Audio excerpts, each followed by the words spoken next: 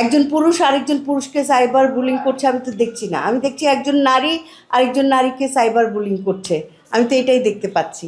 নারী নারীদের মধ্যে সেই প্রাচীনকালে যেমন ছিল এখনও যেমন আছে, সেই বস্তিতে যেমন ঝগড়াঝাটি হচ্ছে ওরকম ঝগড়াঝাটি হচ্ছে সাইবার বুলিংয়ের মাধ্যমে। সমাজের একটা ব্যাধি হয়ে দাঁড়াচ্ছে, আরও বেশি দাঁড়াবে, কারণ আপনি যুগের পরিবর্তনকে তো অস্বীকার করবেন না। আগে যেমন সাইবার নামে কোনো কিছু ছিলই না, এখন সাইবার নামে যেহেতু একটা জিনিস আছে, সেটার বুলিংয়ের শিকার আপনাকে হতেই হবে। খুব সোজা সাপটা। এটার যে প্রতিকারের মাধ্যম আবিষ্কার হবে না তাও না, এটার প্রতিকারও চলে আসবে।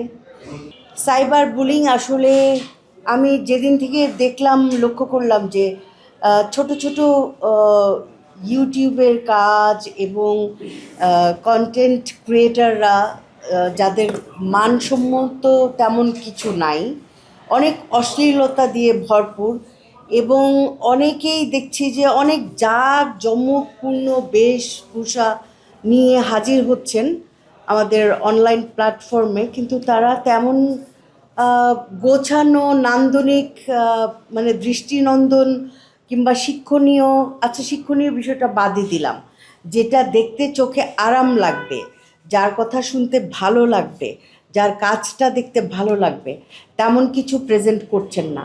তো ম্যাক্সিমাম সময় আমরা দেখছি যে, যেমন ধরেন যে কি বলে এটা, যে এই শব্দটা ভুলে গেলাম, যে ওই একজন একজনকে যে হায়ার করে, যে আপনি আমার এই কাজটা করবেন, এই পোশাকটা পরবেন, এই গহনাটা পরবেন, আপনি ভিডিও করবেন, কি বলে ওই সব, হ্যাঁ,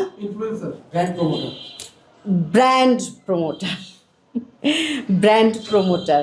তো ব্র্যান্ড প্রমোটার এই শব্দটা তো কত সুন্দর না, ব্র্যান্ড প্রমোটার, যে আমি আরেকজনের পোশাককে আমি ধারণ করছি, আমি তাকে লালন করছি, আমি সেটা প্রদর্শন করছি, কত সুন্দরভাবে আমি সেটা প্রদর্শন করতে পারবো সেটা আমার যোগ্যতার বিষয়।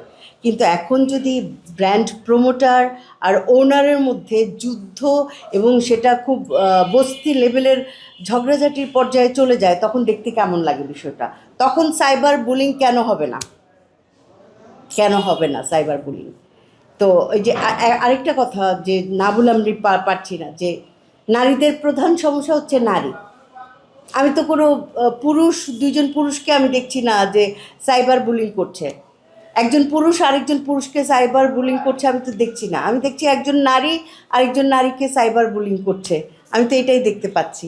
নারী নারীদের মধ্যে সেই প্রাচীনকালে যেমন ছিল এখনও যেমন আছে, সেই বস্তিতে যেমন ঝগড়াঝাটি হচ্ছে ওরকম ঝগড়াঝাটি হচ্ছে সাইবার বুলিংয়ের মাধ্যমে।